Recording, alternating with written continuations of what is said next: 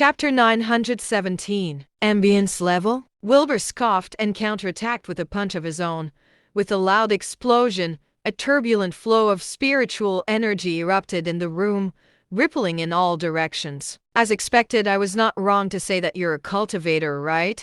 Samson said coldly. Wilbur asked, does being a cultivator necessarily mean that I cheated? If not, what is your purpose here at the casino? Samson asked. Wilbur chuckled and said, can't a cultivator just play a hand or two?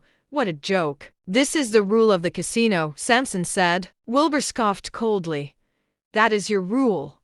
My rule is that I'll do what I want to do. Nonsense. Bill, take him down.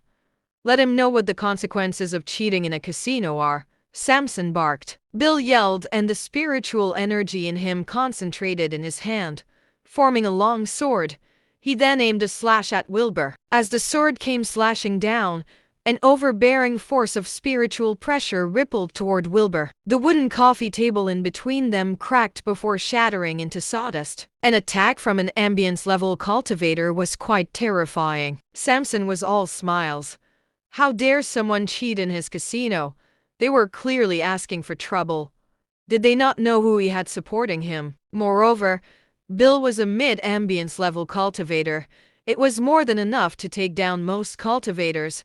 Samson did not need to use the other stronger cultivators. Not many cultivators would achieve the ambience level, which was why Samson had no regard for Wilbur at all. From the way he saw it, Wilbur was dead meat. Right at this moment, Wilbur shouted. A terrifying wave of spiritual pressure was released.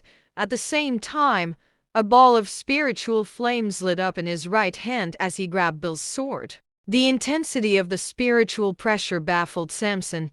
He was so alarmed his heart almost stopped beating. The smile on his face instantly turned into horror. Bill felt the same way. Just by sensing the spiritual pressure, he knew that he was no match for Wilbur.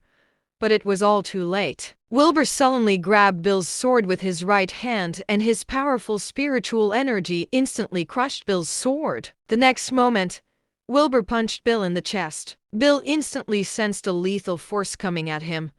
In extreme fear, he roared and threw a punch at Wilbur, using up all his spiritual energy. A loud crashing sound rang out. Bill yelped and flew backward, spewing blood along the way. He crashed against the wall and fell to the ground. His chest had caved in, and he no longer showed any signs of life. An ambience-level cultivator died from just a single punch. Wilbur stood with his hands behind his back, glaring at Samson. Samson's face was pale as a sheet. He stood there frozen, looking at Wilbur in terror.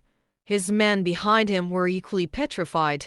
They stood there shivering. Wilbur was already an intimidating person to them.